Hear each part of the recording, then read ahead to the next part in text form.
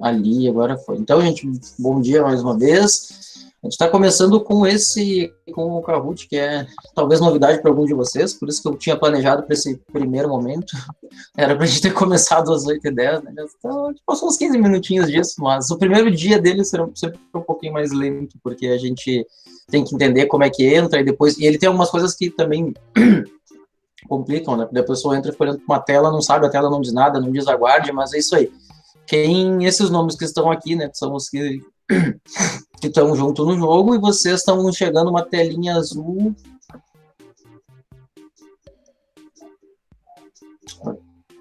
Fui eu que caí, inclusive. Porque ele fica desligando o Wi-Fi aqui. Mas tudo bem, eu só ia mostrar a tela para vocês, não faz diferença. Acho que todo mundo deve estar vendo uma tela azul com o nome, eu acho que eu acabei de... Sim, eu acabei de entrar de volta, esse teste, evidentemente, sou eu.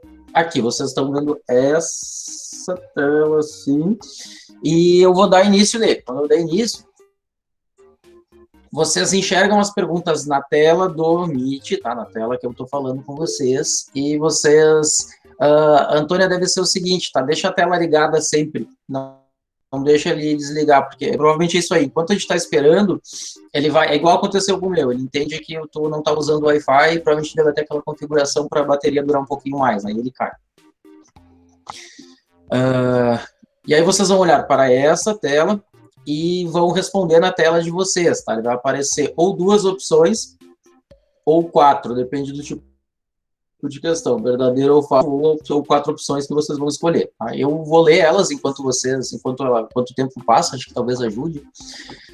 Então, mais uma vez, olhem para cá e respondam na tela que vocês estão usando, tá?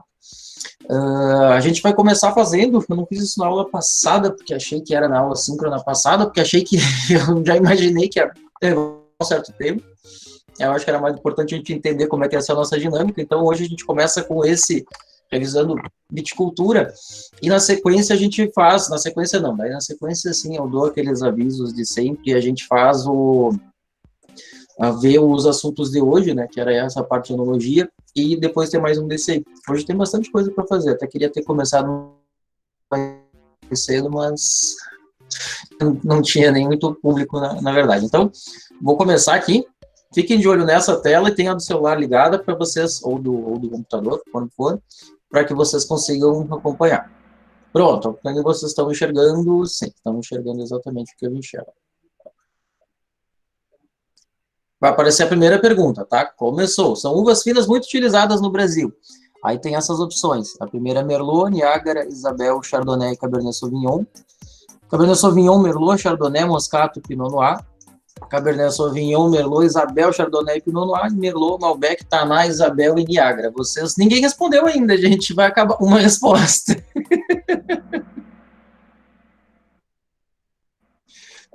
Tá. Uma resposta e uma resposta. Mas qual que é a pergunta? Na tela aqui, gente.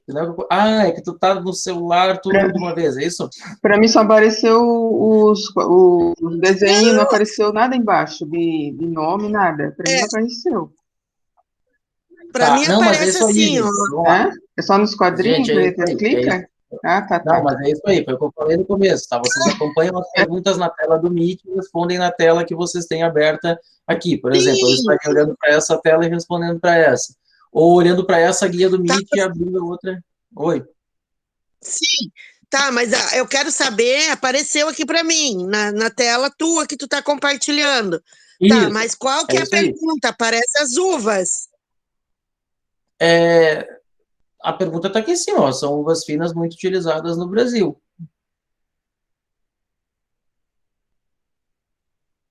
Tá, achei agora, desculpa. Gente, tem que prestar atenção um pouquinho, senão a gente vai patinar aqui, né? São 8h30 e a gente não começou nem a revisão, que é da outra aula ainda. Então, vamos agilizar um pouquinho, porque eu sei que é um negócio meio novo, assim, mas a gente também precisa estar um pouco atento, senão a gente não vai. Tá, ô professor, mas pergunta e as opções. Pergunta e as opções aqui na tela do Meet. As respostas é só o equivalente ali, o vermelhinho, o amarelinho, o azul, o verde na tela do celular ou da outra guia que vocês estão usando.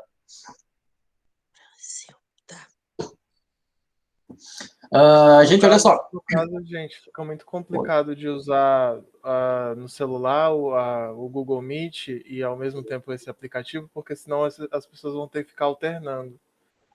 Mas as perguntas e as respostas só vão aparecer na tela do professor e só vão aparecer símbolos nos aplicativos. Isso. E aí esse aplicativo foi desenhado, ele foi feito para você olhar para o computador da apresentação e responder no celular.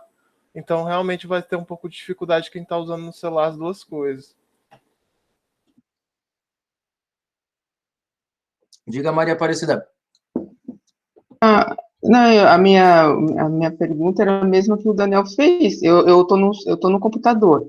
Aí eu vou ter que ficar alternando embaixo no menu para olhar outra tela. Eu não consigo, por isso que eu não conseguia ver o que eu comentei, se tu tiver com o celular, é mais fácil tu acessar do celular, que aí tu só usa ele para dar a tua resposta. Que aí tu não fica alternando entre as guias. Eu já fiz alternando entre as guias, a gente se atrapalha porque a gente perde tempo, mas não é impossível. Mas é mais fácil. Quem está no computador está na melhor situação, porque olha para o Meet, né, consegue olhar para o Meet, consegue... Tempo esgotado. Oi? Sim, gente, agora essa pergunta já foi. A primeira que eu perdi mesmo. É isso. Mas vamos continuar. De qualquer forma, assim, se vocês não conseguirem responder, tudo bem. É só para a gente tentar dar um pouquinho mais de dinâmica. O que eu queria que vocês vissem aqui?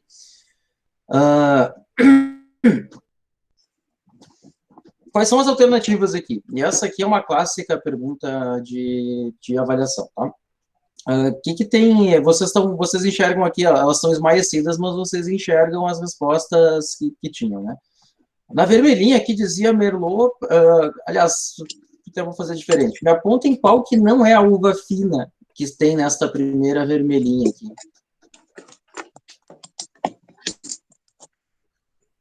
Isabel. E Niágara também. É uma delas, tem outra. Niágara também, pronto. É isso aí, tá? Por isso que essa questão não está certa. A amarelinha está certa, né? Todas são finas. Não está distinto entre tinta e branca, então não faz diferença isso. Aqui na azulzinha, qual das uvas que não é... Bom, aqui já está respondido, né? Isabel, como vocês disseram. E aqui na outra, Isabel e Niágara também. Então, qualquer uma que tivesse Isabel, Niágara, Concorde, não seria uva fina. Tá, e se tivesse uva Itália aí no meio? Não sei. Eu pensei em fazer isso falando para vinho, então eu usei uvas que falam para vinho, né? Mas se tivesse uva Itália, estaria certa, tá? Uva Itália é uma uva fina, embora seja uma uva de mesa para consumo, né, in natura. E embora no Nordeste se faça vinho dela, né? Com o resto do que não consegue vender como uva, acaba virando moscatel. Quem toma aquele moscatel Terra Nova, provavelmente está tomando, não vou dizer que 100%, mas grande parte dele é uva Itália. Que não se usava, não se fazia nada. Oi, pode perguntar. A correta é a amarela, isso? Isso, a correta é essa única que aparece clara agora aqui, né? Ah, tá. Pode falar, Karina, não escutei. É que eu tô no celular também e eu voltei para a aba da resposta, percebi que cada uma é de uma cor, então deu para pegar rápido, só que quando eu fui clicar já acabou o tempo, não deu tempo, mas eu entendi a dinâmica do jogo. Deixa eu... Tá, perfeito, mas não se preocupem se vocês não conseguiram responder, que vocês não perdem ponto nem nada, só tenta usar isso aí para ficar um pouquinho mais... Caiu um talher, eu acho, literalmente, eu escutei um barulho de talher caindo, tá? Posso passar... Não, era uma tosse, achei que era... Posso passar para a próxima? Pode. Essa primeiro tem 10, tá? Tá bem, então eu entendi como funciona, só agora eu vou ficar mais rápida. Esse primeiro é o dia que certamente vai demorar um pouquinho. Então, vamos lá, vou passar para a próxima, só fiquem atentos que ela vai aparecer, acho que é 3 segundos que ela leva, que aparece só a pergunta, e depois ela fica 20 para vocês responderem naquela telinha que vai ter só o símbolozinho e a cor ali, né? Que são essas aqui que a gente enxerga centralmente. Só um momentinho que alguém entrou, permitir. E quem entrou vai estar aí, vai pegar o bonde andando, mas acho que vai entender, ao menos vai conseguir participar. Só para, antes de a gente fechar, antes de eu passar para a próxima, tá claro aqui, gente, o que tinha de problema nessa? Sim. Niágara e Isabel são uvas que vocês vão ver aí, ou naqueles vinhos mais baratos, tipo Country Wine ou Garrafão, tá? São uvas americanas, não são uvas viníferas. Finas são as viníferas, né, as europeias. Isso é básico, tá? Eu não estou dizendo que vocês não responderam, estou dizendo que é básico, porque realmente é importante que vocês saibam disso. Se vocês estivessem na Europa, isso não ia importar muito, tá? Porque na Europa eles não têm uva americana. É proibido fazer vinho, e a uva que eles comem normalmente são uvas finas, Chasselas e por aí vai. Moscato de Hamburgo. Isso importa bastante para a gente, para os americanos do norte e basicamente para as Américas. Agora, só um detalhezinho, né? Na verdade, é proibido na Europa vinho com uva com vinho de uva americana, mas tem vários relatos de agricultores que têm os pezinhos escondidos que eles acham legal. Eles gostam do cheirinho que tem, esse cheirinho de morango que tem no vinho, mas eles são proibidos. Então, tem até alguns relatos escritos. Se vocês procurarem na internet aí por uva fragolina, talvez vocês cheguem em alguns relatos aí na Itália, por exemplo, tem. Vamos adiante, então. 1, 2, 3 e lá vamos nós. Quem teria acertado aqui? Ninguém. Pronto. Sim, quem respondeu também dá como zero. Mas isso não faz a menor diferença, tá? A foto apresenta vinhedo em lira. Deixa eu ver se essa com a foto funcionou direitinho, tá? A pergunta é se é verdadeiro ou falso que esta foto é um vinhedo em lira. Ninguém respondeu ainda. 1, 3, 4, 6. Ó, agora deu certo. A gente fica feliz. 9 respostas, gostei. Dessa vez deu certinho. Pronto.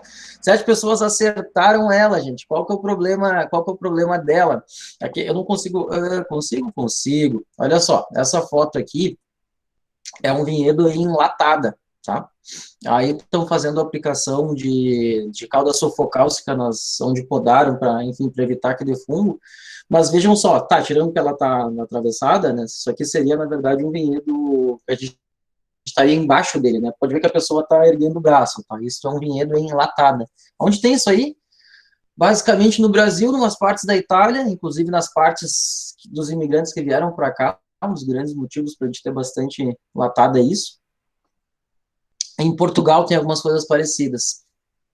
Na Argentina e Chile também tem para uva de mesa, porque é para sombrear mesmo, para a uva não pegar muito sol, porque lá é extremo de sol, né? Não é o nosso caso aqui. Sabe por que tem tanto no Brasil? Porque os imigrantes trouxeram e porque culturalmente eles acharam bonito ter um negócio que produzia uva pra caramba, né? Mas muita produção não quer dizer ter qualidade. Pelo contrário, a gente sabe que sempre tem uma métrica ali, né, entre produzir bem e com quantidade. Quando tu ultrapassa a quantidade, tu piora um pouquinho a qualidade. Agora, é importante dizer, tá? Eu não demonizo esse sistema. Eu acho que várias vezes a gente vai ver, por isso que eu prefiro fazer as coisas de um jeito mais difícil e não dizer aquelas respostas bem incisivas que não são bem verdadeiras, né? Por exemplo, toda uva de espaldeira, que é aquele sistema, né, retinho, vertical, parece uma cerquinha, é melhor do que a uva dilatada, não necessariamente, tá? Se tu carregar muito uma espaldeira que não tem para onde tu correr, para onde tu botar galho, é pior. É pior. O que tu tem que fazer é ter uma latada bem caprichadinha. Se vocês quiserem saber um exemplo de vinícola que faz isso, faz bons vinhos e só tem latada, Valmarino. Tá? Valmarino só tem, ali em Pinto Bandeira, só tem latada. E tem bons vinhos. Ou seja, é muito do como tu trabalha no sistema também. O sistema em si, ele não define exatamente tudo. Claro, uma latada sempre vai te permitir produzir mais, mas se tu não produzir muito, ela funciona bem. Entendido? Sim. Sim. Então tá, vou passar para a próxima. Por isso que demora, tá? Porque eu paro, eu converso, eu falo sobre a questão, é para isso que ela tá aqui, né? Não é só para a gente fazer, acertar ou errar. Então, 1, 2, 3, vamos para a próxima. Aqui 7 pessoas acertaram. Neste momento, nós temos Bárbara na frente. Não me perguntem por que ele faz esses pontos, tá? Aliás, eu não sei a métrica, mas eu sei que a pessoa mais rápida ganha mais pontos, que é a parte que eu não gosto muito dele, mas é a dinâmica do joguinho. Sobre a produção de vinhos de uvas americanas.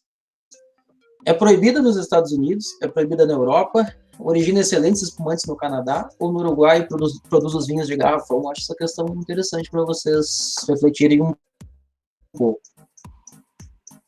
2 respostas. 3, tá 4, 3, tá acabando o tempo. 5, 6, acabou uma pessoa, não respondeu. A maior parte acertou, tá? Ela é proibida na Europa. Eu falei na questão anterior, inclusive, tá? Ela não é proibida nos Estados Unidos, tem muito vinho. A gente não vai falar, só para... E não é por sacanagem o que eu vou dizer, né? Vocês veem que a gente tem bastante conteúdo e a gente não fala de várias coisas, exatamente porque não tem tempo. Mas a gente não fala de viticultura da América do Norte. Estados Unidos não tem, além de ser o berço das variedades americanas, né, e assim o nome supõe, produz vinhos, perdão, de uvas americanas, tá? Alguns com distintivo de qualidade, assim, alguma diferenciação, bem posicionado no mercado, mas tem bastante. Se vocês procurarem aí na internet, talvez botar aí winery, vamos jogar umas palavras qualquer aqui, eu estou imaginando que vocês iriam conseguir, tá? Tipo winery e Concord, por exemplo, vocês vão descobrir que eles fazem, que tem algumas vinícolas que fazem vinho de uva Concord, vinho de uva Niágara. Na Europa é proibido, tá? Eles têm uma barreira lá contra vinhos de uva americana e híbrida, que eu particularmente acho que não faz muito sentido. Eu acho que eles nunca nem tomariam esses vinhos, tá? Suponho eu. Nunca ia ser assim, nunca ameaçá-los do ponto de vista de mercado. Mas eles dizem que é porque tem muito metanol no vinho. Tem mais do que nas viníferas, tá? Ela tem mais pectina e aí ela cria mais metanol. Não convém aqui a gente falar das questões químicas para isso.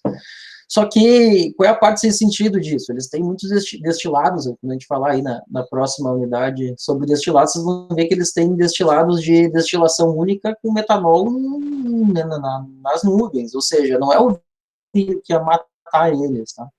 Além do que, para vocês se intoxicarem com metanol, por mais metanol que tenha no vinho, diferente de um destilado, por mais metanol que tenha no vinho, vocês teriam que tomar o garrafão todo. Mais que o garrafão, e aí vocês morreriam de qualquer jeito, né? Não faz muito sentido. Mas é o pretexto do europeu para não permitir vinho de uva americana. Só em volta e meia vai ter aí enófilos e clientes dizendo isso. É por causa do metanol, não sei o que. Olha, gente, não precisa concordar, não precisa discordar dele, mas também não precisa concordar. Né? Não é, isso aí não vai matar. Não vai matar ninguém nas quantidades que se toma, tá? Depois o Azulzinho diz que ele origina excelentes espumantes no Canadá, quase isso, tá? Não são espumantes, ele origina excelentes vinhos de uva congelada, aquele ice wine, tá? É muito interessante. Tem uma variedade deles, que ela chama-se Weidal, estou pondo aqui no chat para vocês, que faz a maior parte do ice wine é feito dessa uva, e é um vinho caríssimo, e é 200, 300 reais a garrafa, não é 500 ml, aquilo acho que é, enfim, certamente é menos que uma de 750. Então, isso aqui é legal porque para o cara que diz assim, não, mas só faz porcaria com essas uvas, não, no Canadá faz vinho bom e caro. Claro que é uma exceção, tá, mas isso... vinhos de uvas americanas e híbridas não estão fadados necessariamente ao insucesso, tá? E no Uruguai produz os vinhos de garrafão, não, o Uruguai proibiu, né, as uvas americanas e híbridas. Quando eles fizeram, acho que ali então chega a 40 anos atrás, quando eles resolveram fazer, se vocês não viram ainda, é assunto da semana que vem, mas quando eles resolveram reconverter os vinhedos e apostar em melhorar, na melhoria da qualidade do vinho, uma das coisas que eles fizeram foi essa, né? Não se planta mais uva americana aqui. Embora também se saiba que em algum lugar tem. Tá? Mas não aparece vinho, não vai registrar um vinho, né, para vender como vinho de uva americana. Posso passar adiante? Pode. Sim. Pode, então, tá. 1, 2, 3. Vamos ver aqui. Bárbara está na frente, só que a Bárbara é mais rápida. Próxima pergunta. Aroma herbáceo pronunciado é sinal de uvas bem maduras e ou região quente. Clássica questão de prova, tá? Mistura aí sensorial com com esse conhecimento, sobretudo de viticultura.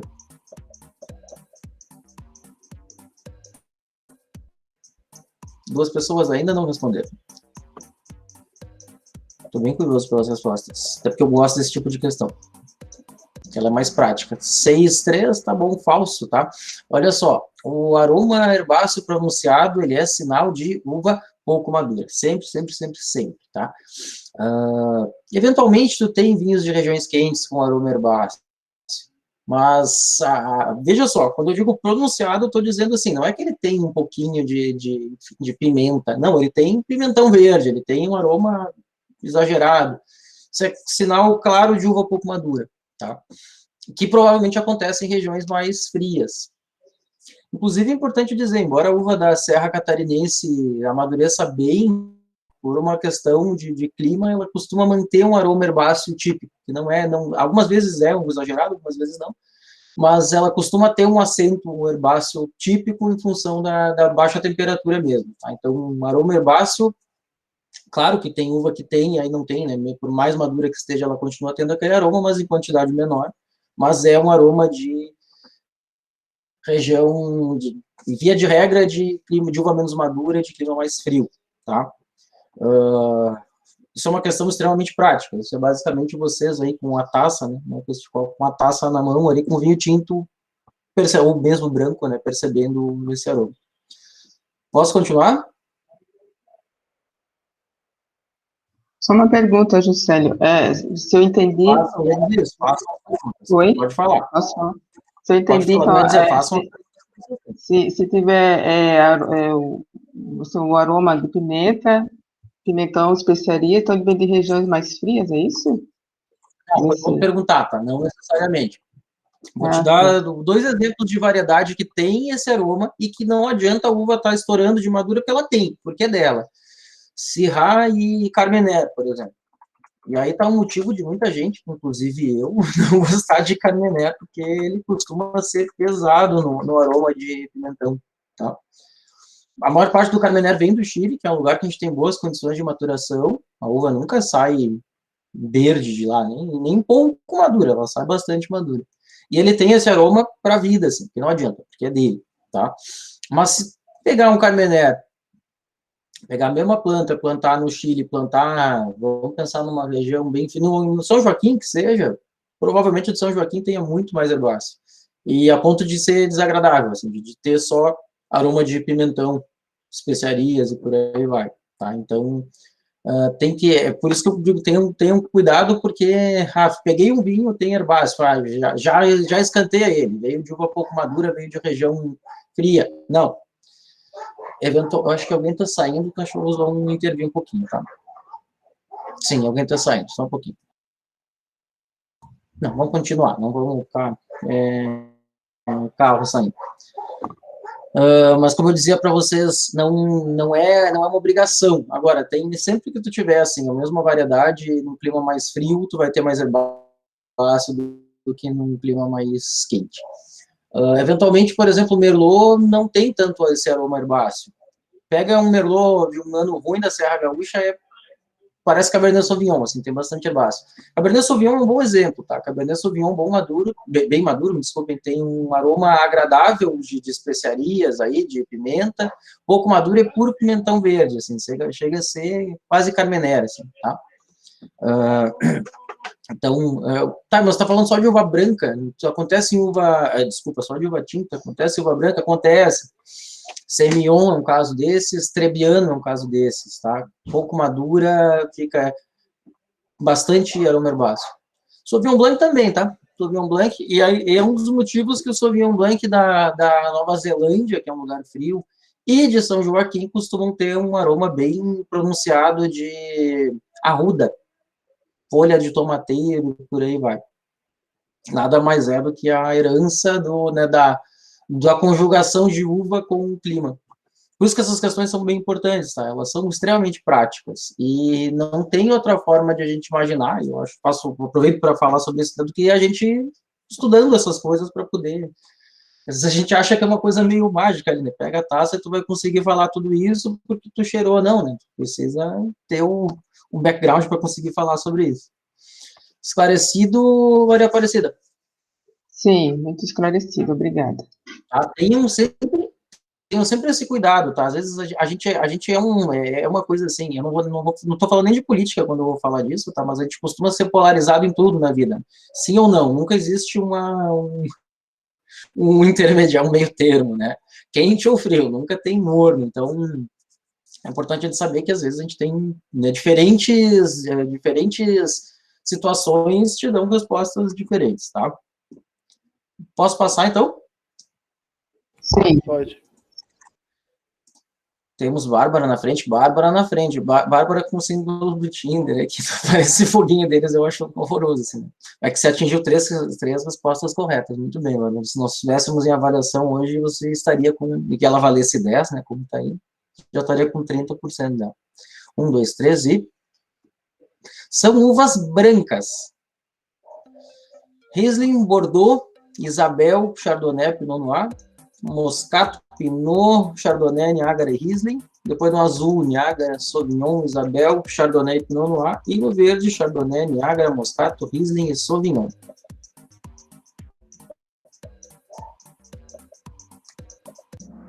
Eu tô rindo aqui porque eu quase ri.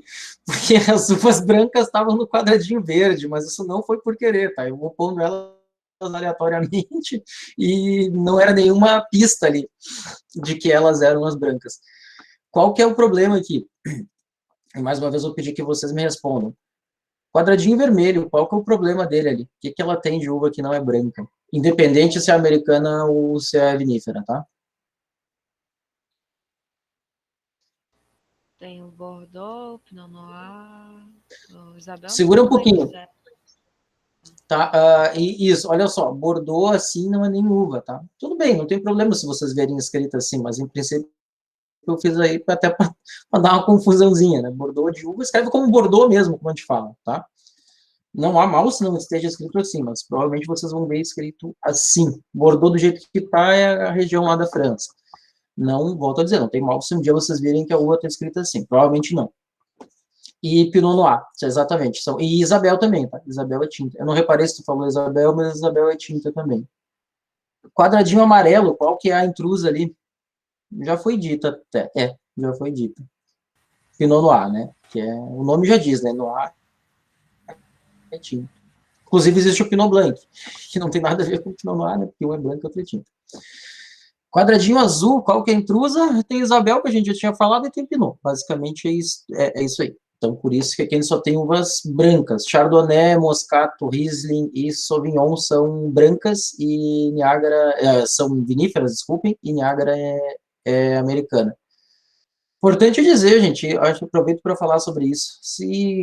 Tá, mas é Sauvignon o quê? É Cabernet Sauvignon, é Sauvignon Blanc, é Sauvignon verde, é Sauvignon cinza, que é o Vert ou Gris? O que é esse Sauvignon perdido aí, sem nada de complemento?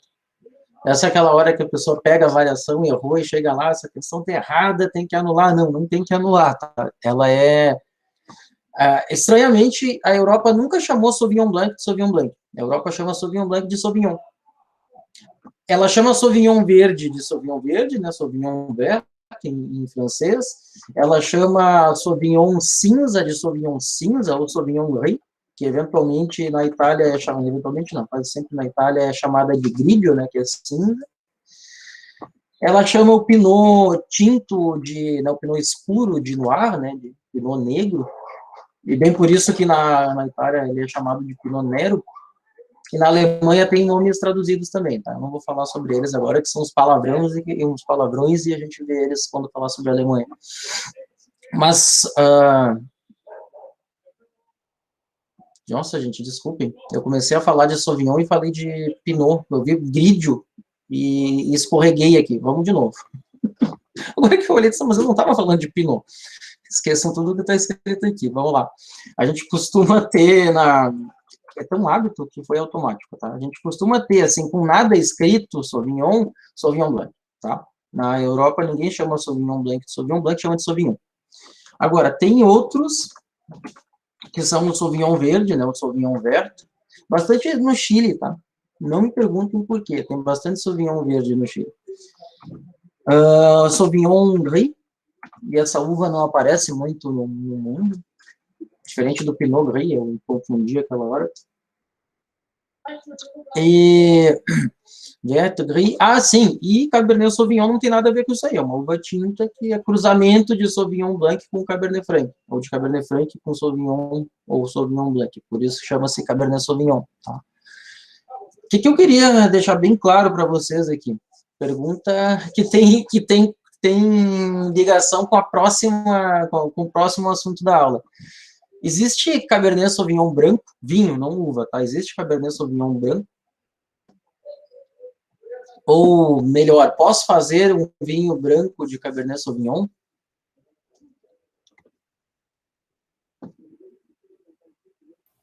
Eu acho que não.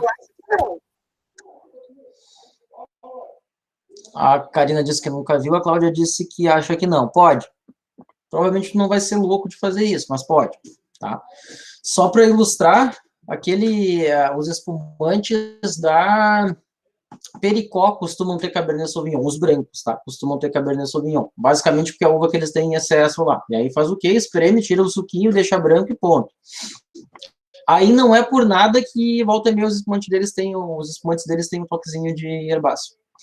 Que Cabernet Sauvignon tem, somente no clima frio, tem essa característica, tá? Mas eu fiz essa pergunta para a gente deixar bem claro uma coisa. Sauvignon Blanc e Cabernet Sauvignon branco não tem nada a ver. Tá? Não tem nada a ver uma coisa com a outra. É muito comum as pessoas falarem que eu quero Cabernet Sauvignon branco. Não, Cabernet Sauvignon branco provavelmente não exista como vinho engarrafado. Tá? Isso, Karina, na verdade, tu tira o líquido, vamos fazer assim, só para a gente ilustrar. Claro que a tua lógica está certa, só tu não deixar em contato com a casca. Mas a forma que faz isso, põe numa prensa, provavelmente pneumática, que dá mais certo ainda, colheu a uva, só prensa ela e separa o líquido. É isso aí, é exatamente isso aí, Karina, não tem outro segredo. Assim. É uma coisa corriqueira na vida, tá? No mundo real. Estou avançando um pouco para o próximo assunto da aula, mas não tem problema. Não é extremamente comum. Só para vocês terem ideia, 60% do vinhedo de champanhe, assim, em média, é tinto, é de Pinot Noir ou de Pinot Gris. Mas a 80%, talvez, do champanhe é branco, feito, inclusive, de uvas tintas. Ou seja, isso é um procedimento extremamente corriqueiro. Não para vinho de mesa, dificilmente vocês vão ver lá, Merlot branco, Sangiovese branco, mas pode.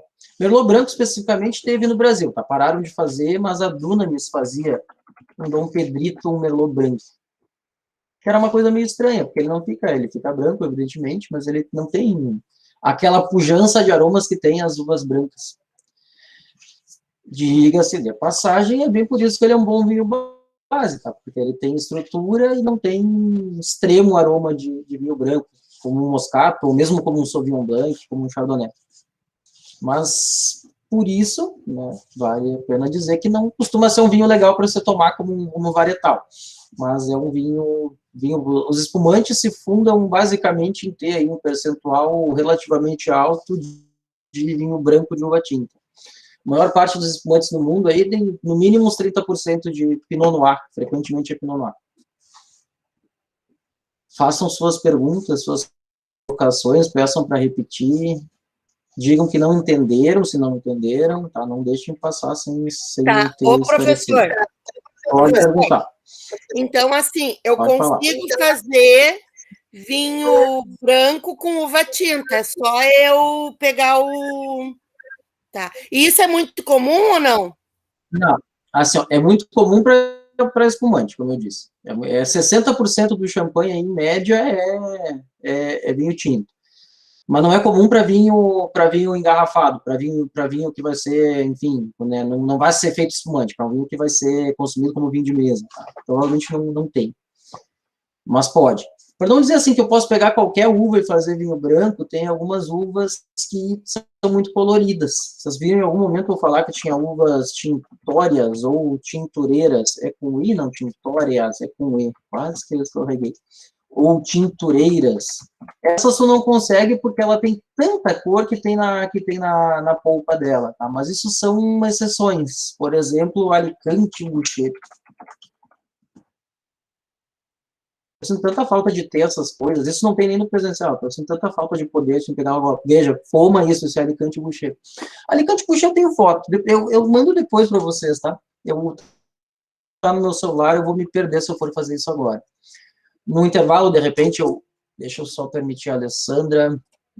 Bom dia, Alessandra. Você chegou no olho do furacão aqui. A gente está fazendo uma revisão, mas acompanha conosco que dá certo. Você não vai conseguir responder. Mas o que eu te dizia, Cláudia, tirando essas uvas que são meia dúzia, que são assim escuras até a polpa, qualquer uva tinta tem a polpa branca e se esmagando fraquinho sai branco. Ou cinzinha, mas enfim, que fica para branco, não fica para tinta. Se vocês pegarem aí a uva da quitanda, e vocês evidentemente já viram isso, talvez não perceberam porque a gente não fica ali, né, olhando, mas se vocês pegarem essa uva que a gente come, tinta, e apertar ela com pressão fraca, né, entre os dedos, o que pinga é branco, ou cinzinha, né, não é branco, não é clarinho, mas não é tinto, né, aquilo ali vai sair, a cor tinta, em 97% dos casos, provavelmente vai sair por causa do contato de cascas e líquidos, tá? Já estamos dando uma olhadinha na parte 2 da aula, mas não tem problema, é para isso mesmo. Alguma outra pergunta, gente? Tá vendo quando eu digo assim que eu sei que a gente leva tempo com as coisas, porque vai rolando o assunto e a gente vai tirando dúvidas, conjecturando e por aí vai. Então, vou continuar. 1, 2, 3 e... Bárbara continua na frente, com quatro respostas corretas. Muito bem, Bárbara. Fico feliz de ver que você provavelmente deve estar estudando. Por mais fácil que sejam as coisas, provavelmente a gente não consiga se não estudar, mas por mais difícil, certamente a gente não consiga. Então, fico feliz com o seu desempenho. E a Priscila continua em segunda, eu acho, né? Mas isso não faz a menor diferença, tá, gente? Isso é só... 1, 2, 3 e vamos lá. Um solo bom para a videira é argilo-arenoso, e com leve declividade, meia encosta, pobre em minerais, ondulado e argiloso, rico em nitrogênio e pobre em minerais. Ela é meio grandinha para esse tema. Oh, não, mas muito bem, quem acertou, os 6 que responderam acertaram. Por que vamos eliminar os outros, depois a gente fala dele. Vamos começar aqui no verdinho. Rico em nitrogênio e pobre em minerais. Nunca. Me diz uma coisa aí, quem que planta em casa aí? Quem planta alface, enfim, hortifruti em casa? O que faz para ele ficar grande, bonito, viçoso, ter as folhas imensas? Foi essa aí, Karina, eu preciso ajustar, eu até vou anotar, porque essa aí eu olhei assim, eu para ler sofri, eu vou ter que aumentar o tempo dessa aí, né? Acho que uns 10 segundos mais não vai fazer mal, não. É a questão 6, mais 10 segundos, pronto. De todo modo, tá? Não se preocupem, porque vocês não estão perdendo, porque não conseguiram responder. Quem que planta em casa aí? Ninguém? Todo mundo do apartamento. Eu tenho uma hortinha, assim, nos vasinhos. Alguma coisa. O que vocês costumam fazer, assim, para ela dar melhor, desenvolver mais? Adubar, né? Precisa de minerais. Aduba com o quê, normalmente? Eu uso um composto que tem várias coisas e dá para tudo, se chama bocashi. Professor, eu separo algumas cascas, banana, ovos, batata. Pronto, tá aí, pouquíssimo cítrico.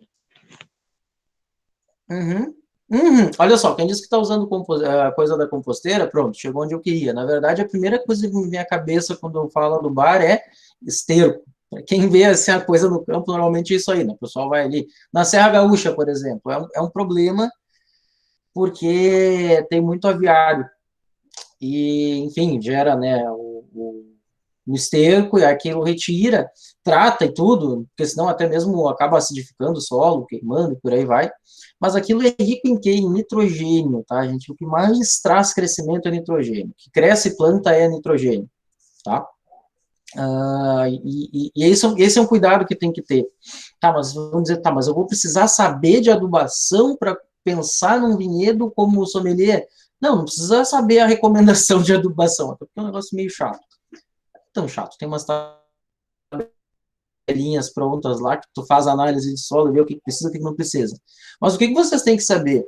Porque tem uma frase infeliz no mundo de sommelier que diz que solo bom é solo pobre. Pobre do quê? E aí tá a confusão, né? A lógica para vinhedo é totalmente distinta da lógica para alface, que eu quero que produza mais, que eu quero que produza folhas grandes.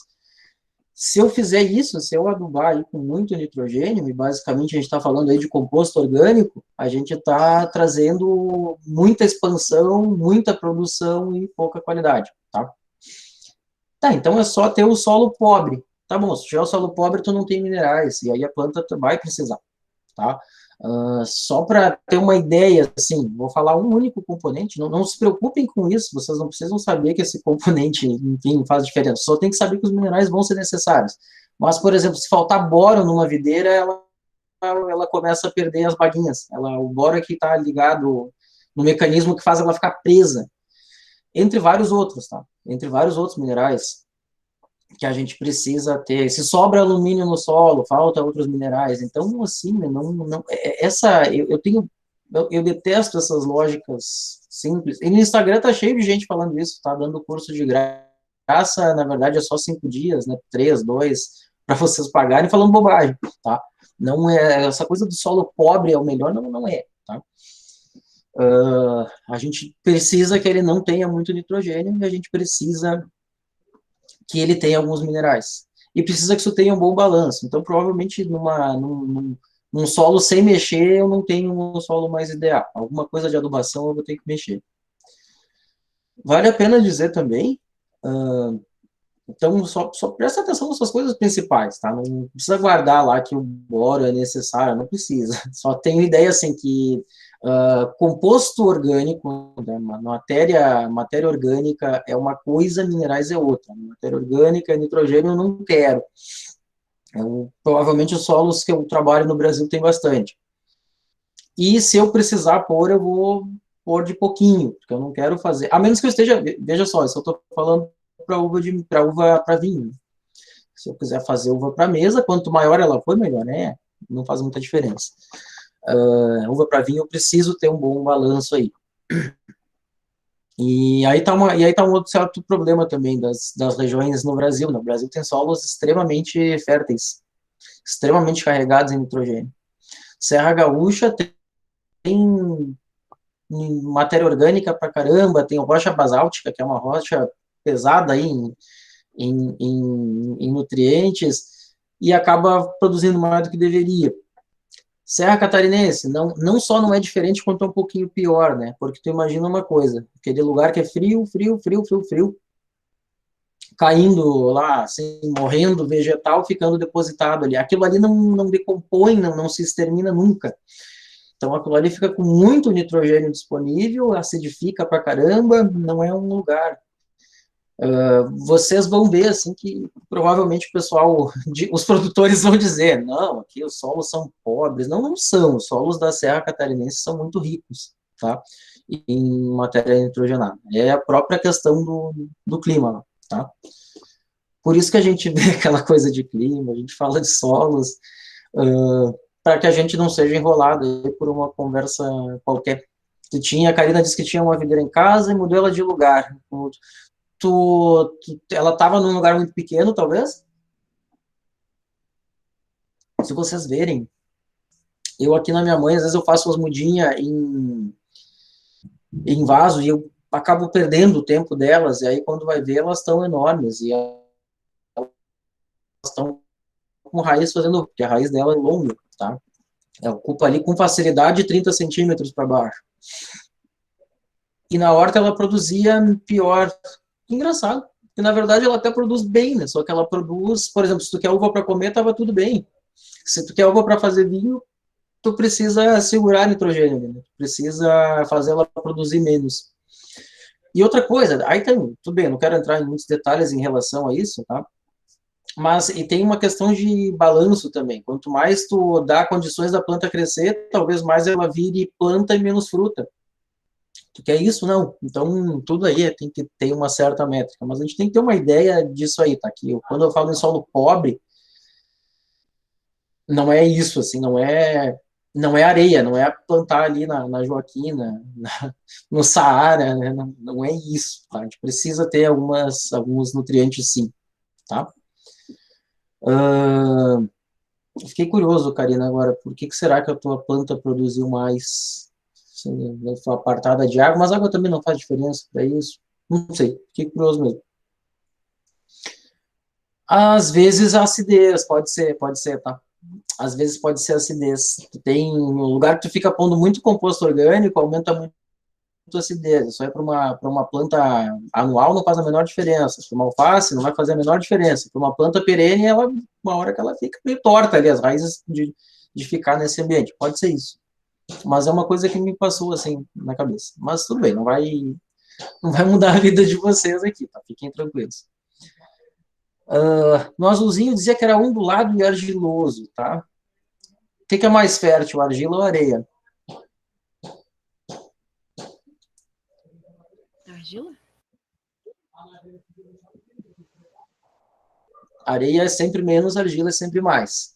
Se eu tiver só areia, provavelmente falta nutrientes. Se eu tiver só argila, provavelmente sobre. O que drena melhor, argila ou areia?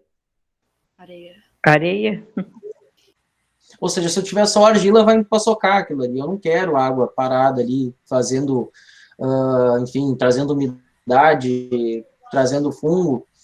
Se eu tiver só areia, talvez escorra demais. Então é bem isso aí, tá? Sempre tem que ter um bom balanço aí entre argila e areia. Por isso que não dá para ser só um ou só outro. E ondulado é bom ou é ruim? É bom, né? Ajuda a escorrer a água, aumenta a radiação. Isso aí não vem ao caso aí para vocês, mas tem. Se eu tiver no mesmo lugar, um lugar plano, no mesmo lugar, um lugar. Na mesma condição, um lugar plano e um lugar ondulado, por questões físicas, o lugar ondulado pega mais radiação solar. Ou seja, ele drena melhor, né? Porque a água escorre e ele ainda por cima pega mais sol, que é ótimo para a planta, né? A planta vive, vamos lembrar, de fotossíntese. Só para deixar bem claro, tá? Ondulado não é isso aqui dá erosão, isso aqui é ruim, isso aqui não tem como, isso aqui as pessoas não conseguem colher. Se vocês verem umas regiões extremas na Itália, vai ver lá na Valtellina, procurem imagem disso, é uma coisa maluca, os caras colhem com um teleférico, com helicóptero, porque o negócio ia ser um escarpado. Aqui tem uns lugares que não passam tão distantes assim, tá? Ponto Bandeira, por exemplo, para quem já foi, já viu, assim, passa na estrada, de vez em quando, um buraco assim, tem videira ali, os caras têm que colher aquilo pendurado, praticamente.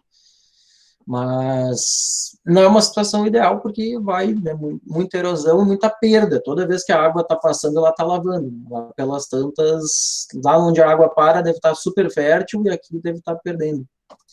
É outro motivo porque a gente não deve plantar assim, nesse baixadão aqui, descer, eu vou plantar aqui, não, porque isso aqui, toda a água que descer, pega ali, todo nutriente que tiver, pega ali, aí é coisa demais, tá? É uma coisa que eu acho importante dizer, às vezes é só uma questão de lógica, tá? Só de a gente articular ali e pensar, tá, não preciso, melhor ondulado do que reto, né, do que plano. Tá, mas é ondulado ou é um penhasco? Não, penhasco é demais. Então, tudo, na verdade, é só uma questão assim de a gente pensar nas situações e nos prós e nos contras. Depois, aqui no amarelinho, meia encosta pobre em minerais. Qual que é o problema dessa frase?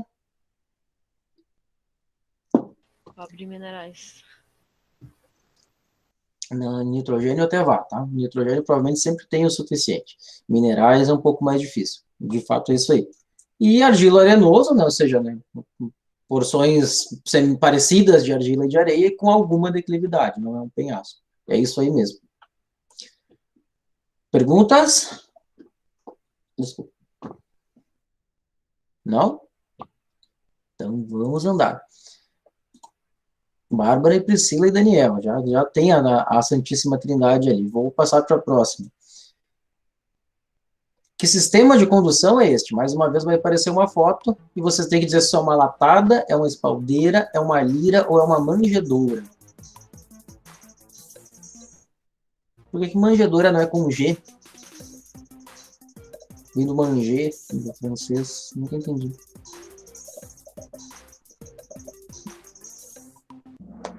Uma pessoa acho que não respondeu. Ó, aqui tá empatadinho, vamos ver aqui. 3 acertaram, disseram que é uma espaldeira, 3 que é uma lira e 2 que é uma latada. Deixa eu pôr a imagem aqui para vocês. Claro, em 20 segundos é um pouco mais difícil. Se eu tiver uma avaliação com uma foto... Não vai ter isso, tá? Mas se tiver... Não vai ter, não pensei. Não, mas eu acho que não vai ter, provavelmente. Mas isso é importante para a vida de vocês. Visitaram a vinícola, receberam a foto do vinhedo. Como é que eu identifico que isso aqui não é uma latada? Vamos começar por eliminatória. Porque como é que eu sei que isso aqui não é uma latada?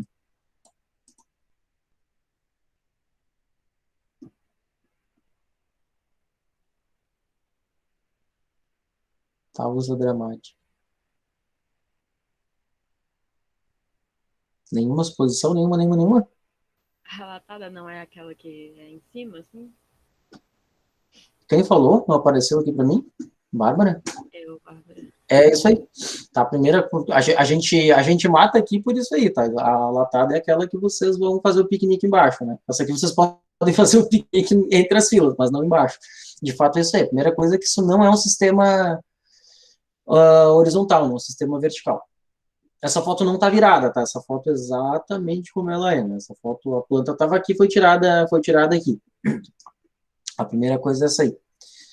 Mesmo, vamos supor, eu não ia fazer isso, mas se eu sacaneasse e virasse essa foto, ainda assim, vejam que a forma como ela vem, ela vai ter um tronco, que por máximo que eu tivesse virado, ela tem um tronco que é velho, que é o que viria numa latada, viria de baixo, aqui estaria vindo do lado, que não daria muito certo, que se distribui nesse...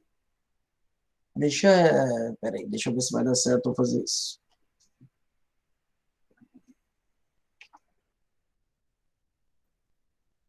Eu acho que vocês... Não aumentou, eu botei para aumentar, eu acho que não aumentou para vocês, mas tudo bem. Em todo caso, vocês vão ver assim, a forma que ela cresce, né, ela vem aí no principal, ela se distribui aqui nesses dois braços dela. Isso aí não tem como ser um sistema horizontal, isso aí é de fato um sistema vertical. Aí a gente mata o fato de não ser uma latada. Mas sendo vertical, por que não é uma lira? Ou manjedoura, que inclusive são sinônimos. Porque a lira abre, lembra? A lira não tem uma filhinha sozinha, a lira tu tem duas. Por isso que isso aqui não tem como ser uma lira, isso é uma espaldeira, tá? Situação bem corriqueira para vocês. Repete de novo. Por que não é uma lira? Por que não é uma lira? Porque uma lira tem duas paredes, essa aqui é uma parede simples, né? A lira a gente tem a planta que cresce assim, eu estou apontando e vocês não enxergam, né? Apontando com o mouse, bem burro. A lira vocês têm um sistema que cresce, eu não estou com caneta aqui, eu podia estar com uma caneta para escrever num quadro, né? Meio boca aberta, mas tudo bem, deixa eu pegar aqui.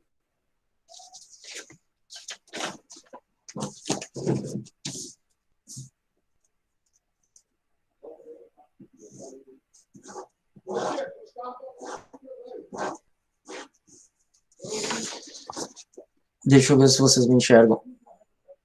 É isso, a lira faz o... Ó, isso aqui é uma latada, tá? Isso aqui, ó, os postes estão aqui, eu vou fazer os fiozinhos agora para vocês. Isso aqui é um poste.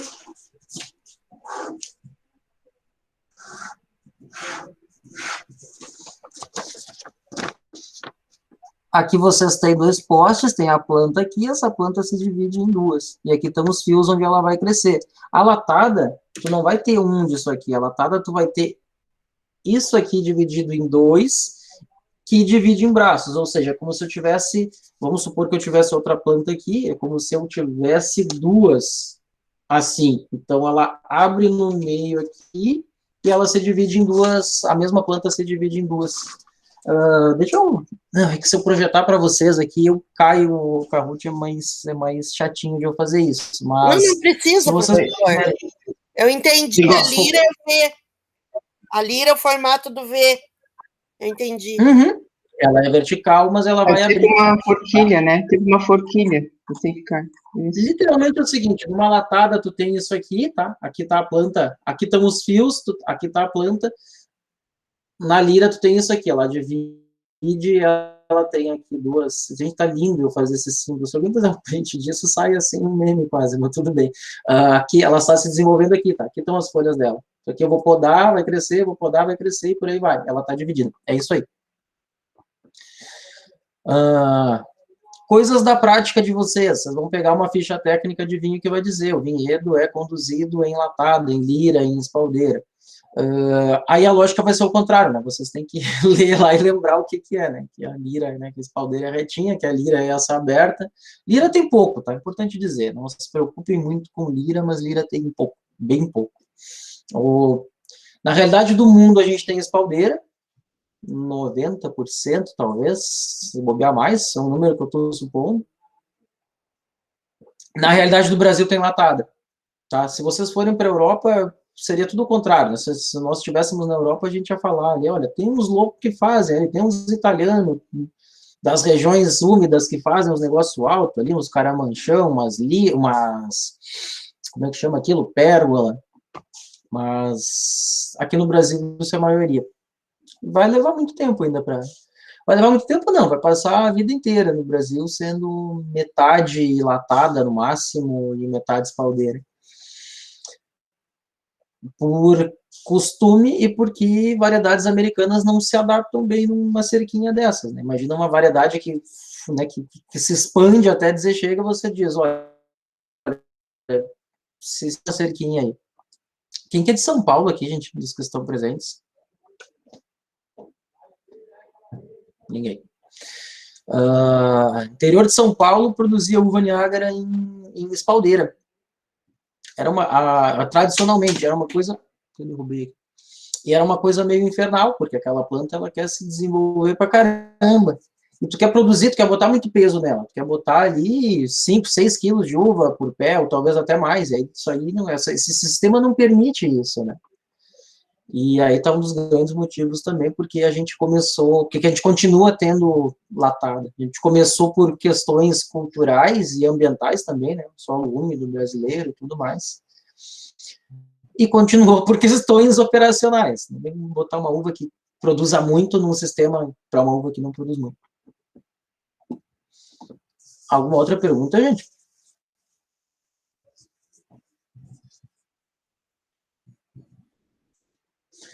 Então, vou passar para a próxima. Vamos ver como é que está o nosso placar. Bárbara, Priscila e Marina. O Daniel perdeu uma posição. Próxima pergunta. Sobre o clima conveniente para a videira. Essa meio longuinha também. Pode ser úmido, mas não chuvoso. Pode ser quente e chuvoso. Pode ser seco e com adequada chuva. Pode dispensar as chuvas. A videira é muito sensível à umidade. Vou aumentar mais 10 segundos nessa aqui, questão 8. Também é meio corrido. 5 responderam, foi menos que aquela ainda.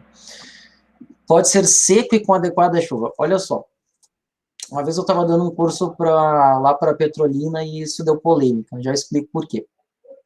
Vamos ver ponto por ponto. Vamos começar na verdinha aqui.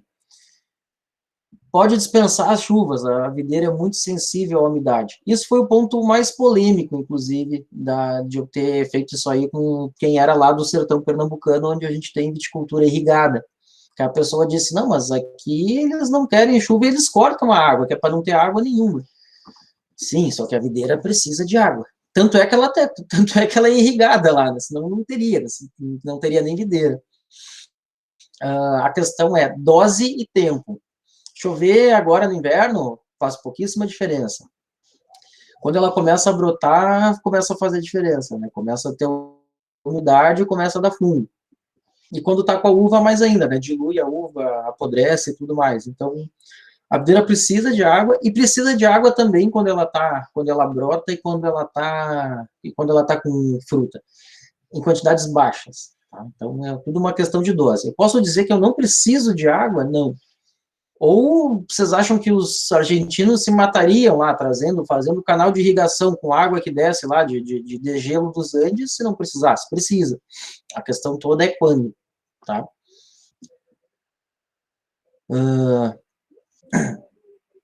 Amarelinha aqui, pode ser quente e chuvoso. Por que não pode ser quente e chuvoso? Chuvoso a gente já falou por quê, mas por que não pode ser quente? Por que essa trinca é uma dupla, né? Por que essa dupla é um pouquinho pior ainda?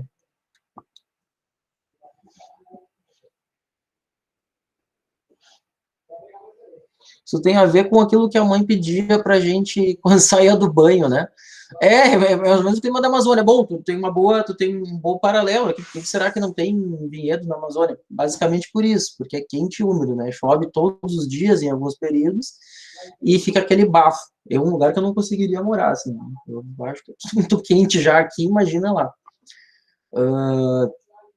Mas é exatamente essa a lógica. Não é bem por matéria orgânica, Karina. Na verdade, assim, é pela umidade que forma. Vocês lembram quando a mãe dizia pra gente, né? Tem mães que até hoje dizem, acho que a minha, se bobear qualquer dia desse, ela pergunta pra mim, assim, né, se eu sequei bem o pé quando eu saí do banho. Lembra que ela dizia, não, tem que secar, pôr no meio dos dedos e tudo mais. Por que ela dizia isso? Fungo. Olha só, tu tem umidade, e aí tu vai fechar aquilo ali com meia, vai ficar um calorão, é claro que vai te dar frieira, é claro que vai te dar fungo, vai dar chulé, chulé é fungo, inclusive, né? Luciano, vamos permiti-lo aqui. É isso aí, tá? É isso aí. Não precisa a gente pode fazer paralelo com as coisas básicas da vida, e é exatamente isso aí, tá? Se a gente deixar o pé úmido e fechar lá com o sapato com meia, é umidade e calor, vai dar fungo. Tá, o fungo surge assim, ele aparece, não, ele tá lá, só que quando não tá bom para ele fica quietinho, quando tá bom ele faz o que ele gosta, e é isso aí, tá, gente, não tem outra lógica senão essa. Aí responde por que a gente não pode plantar na Amazônia, já tem gente plantando, tá, mas aí são coisas bem diferenciadas aí, ou cultivo de alguma forma protegido de chuva, ou por aí vai, porque é complicado.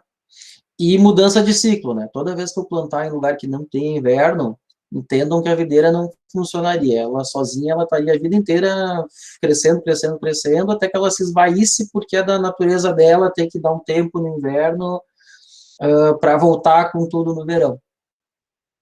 Aí sempre tem a mão humana para fazer, né, ela se desenvolver adequadamente lá. Lembram que no Nordeste eles cortam água, cortam água e põem um hormôniozinho para ela entrar em dormência.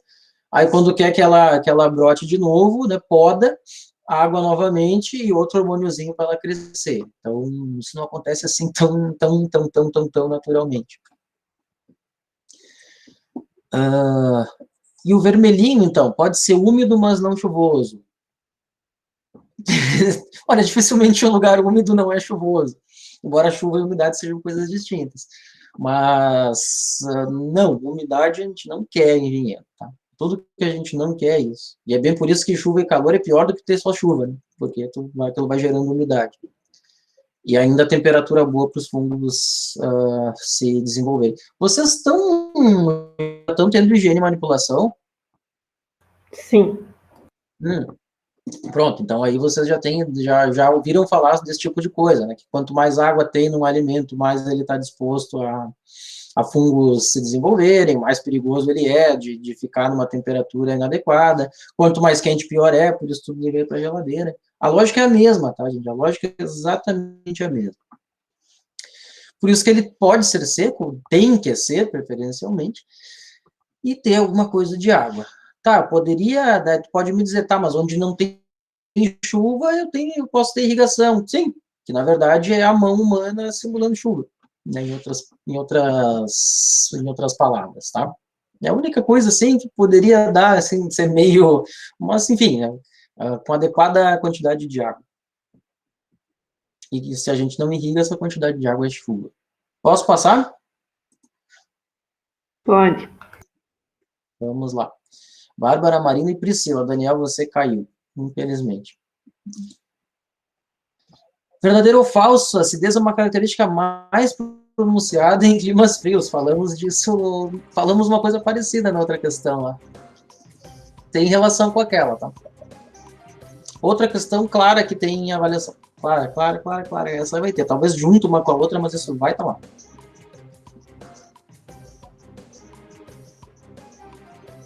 A musiquinha é legal. 5 disseram que isso é verdade. Sim, tá? Lembra o que faz a uva amadurecer? Fotossíntese. Quanto mais sol, mais açúcar cria e mais baixa acidez. São duas reações que acontecem exatamente na mesma... com a mesma marcha do clima. Se tiver menos sol, menos fotossíntese, menos açúcar e mais acidez, um não converte no outro necessariamente, mas é uma consequência. Quanto mais quente, mais sol, mais açúcar, mais acidez. Quanto menos quente, menos sol, menos açúcar e mais acidez. Portanto, um vinho que tiver mais acidez, provavelmente é um vinho de clima mais frio. Vocês vão ver assim que isso é um grande... É um grande divisor de eu degustando as cegas de imaginar. Isso aqui deve ser de um clima frio, isso aqui deve ser de um clima quente. Claro que tem outras características, né? A presença de aroma de fruta sobremadura, que vai acontecer em clima quente. A presença de álcool, que não, né, vai ter mais álcool e menos acidez em clima mais quente, e por aí vai. Aí eu tenho, né, que fazer aquele ponto e dizer para vocês, isso é extremamente prático, tá? Isso não tem nada de teórico, isso aqui é vocês com a taça na mão lá pensando, tá, mas vem cá, isso aqui ia dar onde? Quanto esse vinho combina com a região de onde vem, à medida que ele tem as características que se espera de lá? Isso é extremamente prático, tá?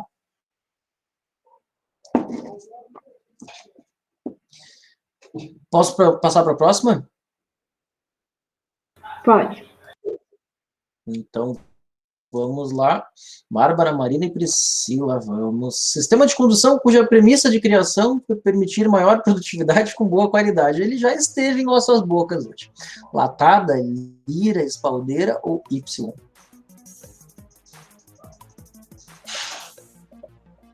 Muito legal, travou a minha... Não, agora... 2, 1, fechou. Lira, vocês vão lembrar, vocês vão ver assim que uma das coisas que o Uruguai fez foi, quando ele pensou, a gente não falou no Uruguai ainda, mas quando o Uruguai resolveu melhorar a qualidade dos vinhos, uma das apostas deles foi vamos plantar em Lira, produz mais e com boa qualidade. Só que se tu não cuidar a mão ali, tu perde, não funciona tão bem assim. Se é para produzir bastante, é melhor fazer logo numa latada. Aí ela tem capacidade de espalhar melhor os galhos, enfim, e sustentar mais produção. Mas a Lira, ela se baseia, né, vamos lembrar lá, né, do esqueminha ali, né, dividiu a planta em 2. Se eu tinha uma só, eu não tinha espaço, eu tinha, vamos grosseiramente dizer, se eu conseguia produzir 4 cachos aqui, eles ficavam direitinhos, quando eu faço isso aqui, basicamente eu posso produzir 8, né, 4 para um lado, 4 para o outro. Eu estou dobrando a produção. Só que aí talvez seja demais, né? E aí a questão toda da Lira era essa. Não podia ser simplesmente assim, olha, faz tudo vezes 2 porque dá tudo certo. Não, daí a planta continua sendo uma. Né? Então, a Lira tem a ideia de fazer isso. Aumenta a qualidade, aumenta a produtividade e qualidade à medida que tu tem mais insolação. Mas, se não souber trabalhar com ela, não dá muito certo. Perguntas? Enquanto vocês pensam, eu vou para o final aqui, vamos descobrir como é que nós ficamos. Muito bem, Bárbara, você foi a primeira, Marina a segunda, Priscila a terceira. Daniel, você me decepcionou, pô, você estava quase. Tô brincando, mas isso aqui, gente, é só para a gente ter aí, para a gente fazer esse papel de revisão, tá? Não se preocupem, isso não vale nada, isso não vale nada de nota, tô dizendo, né? Professor. Vale bastante, porque uma hora falando sobre ele. Então, diga, Marina. Eu tinha notado aqui que a lira não é bom para grande produção. É boa. É boa. Talvez, eu não sei, talvez em algum momento, talvez eu falei alguma coisa que pareceu o contrário. Não, ela é boa, tá? Bastante boa. Ela é muito boa para produzir mais e com qualidade. Vamos lá, se eu trabalhar para isso, se eu deixar ela produzir, se eu fizer ali o dobro de produção, estou piorando a situação. Porque ela permite uma boa expansão, né? Eu estou dividindo a produção em dois ramos ali, né? Então, tu consegue produzir mais. Sim. Alguma outra pergunta, gente?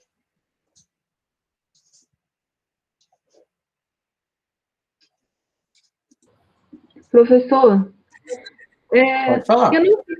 Ali da lira teve uma coisa que eu não entendi muito bem. Pode perguntar. Tá, tu falou que ela se divide em duas, né? Então, vem embaixo o galho ali, é o tronco, né? Não sei como é que se fala, e depois, em um certo momento, ele se divide em dois. Essa divisão é feita artificialmente? Como que... Sim, olha só. Tudo que a gente fizer numa videira é artificial. A vida dela era se agarrar numa árvore e ir subindo. Ela ia rastejando, não é bem rastejando, né? Ela, enfim, o galho dela não se sustenta sozinho, né? Ela vai ali pendendo e vai se encostar num outro tronco. Vamos pensar assim, se nós não tivéssemos nada de construção humana perto, provavelmente ela ia se agarrar em árvore, num arbusto maior, ia se trançar e ia segurar. É isso que ela faz. A gente, qualquer sistema de condução precisa que o homem faça ali, diga, olha, você tem que ficar aqui, você tem que ficar aqui. Isso, inclusive, é um trabalho grande de trato cultural. Ficar ali dizendo, olha, esse galho está passando em cima desse, tira esse aqui para cá, bota esse aqui para cá, tira essa folha que está sombreando a outra. É tudo uma humana mesmo, tá? E sim, aquele galho vai crescer, tu vai cortar ele em dois, para ele dividir aqui assim, aí aqui, provavelmente nessas pontas, tu vai cortar ele em dois de novo. Tu vai cortar e vai deixar ele brotar para os dois lados para ele crescer. É isso aí. Ah, tá, agora entendi. Obrigada.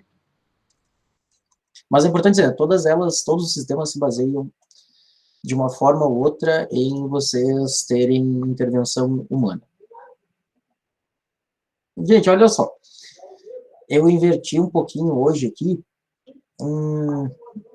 Deixa eu fazer uma coisa. Deixa eu cortar isso aqui, que aí vocês ficam com essa revisão.